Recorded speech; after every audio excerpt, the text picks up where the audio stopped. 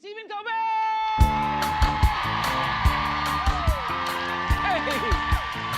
Hey! Well, we're having a really good time. You know, to do a daily show, you got to care about it. You know, to do the grind, do 200 hours. Right. You got to care about what you're talking about.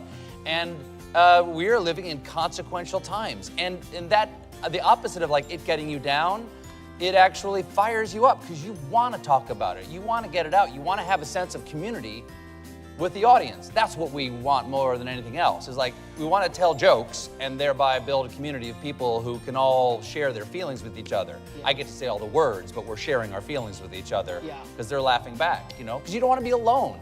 It is a lonely time. This feels like a lonely time right now.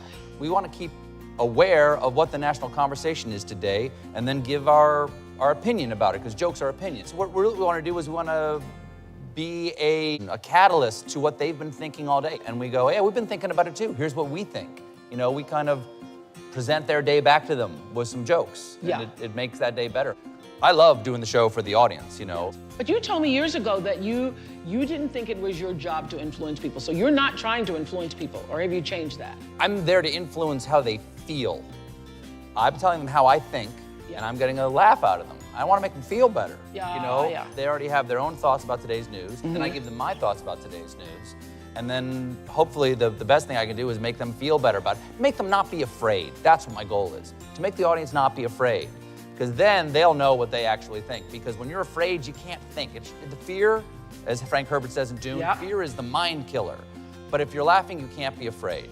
And so if you laugh, I know you can think.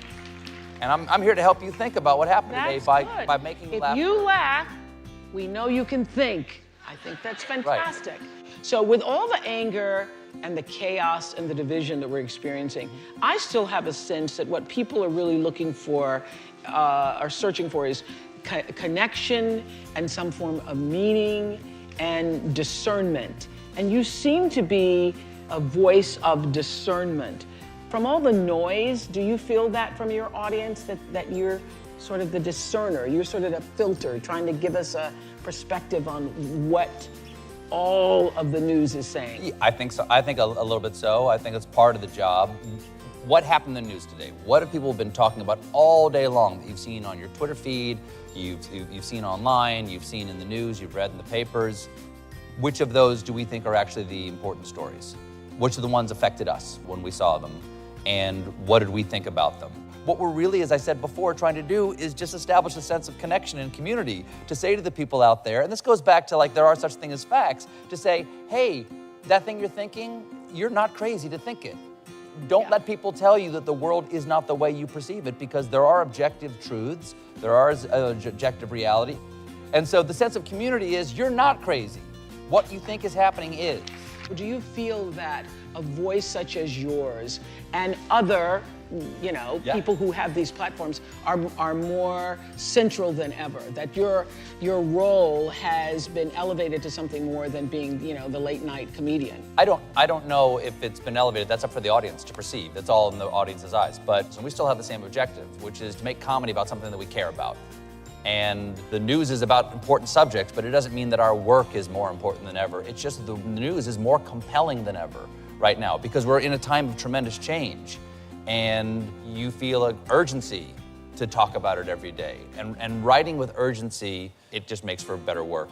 So I think people are eager for someone to explain their day back to them with the same emotional urgency that they experience. Which is exactly what I feel when I'm watching your show, that you got the day explained back to me with a level of discernment. So thank you for that. Oh, you're welcome. Thank you. I had an interview with Norman Lear not too long ago. He said watching an audience laugh is a lot like an offering of prayer. He said he used to stand behind audiences during the taping of his shows, and when they laugh, they rise together, and there's a movement where they lean forward in their seats and bend down, and then they kind of rise up again. And he said that offering, based on whatever you're saying, is like gratitude. Do you sense that, though? Sure. When you're looking at your audiences? Somebody says something that sounds true to you and makes you laugh, there is a sense of like, thank you. Yes, thank you for saying that. Because you can't laugh. I know you've said you can't laugh and be afraid at the same time. Right, right, right.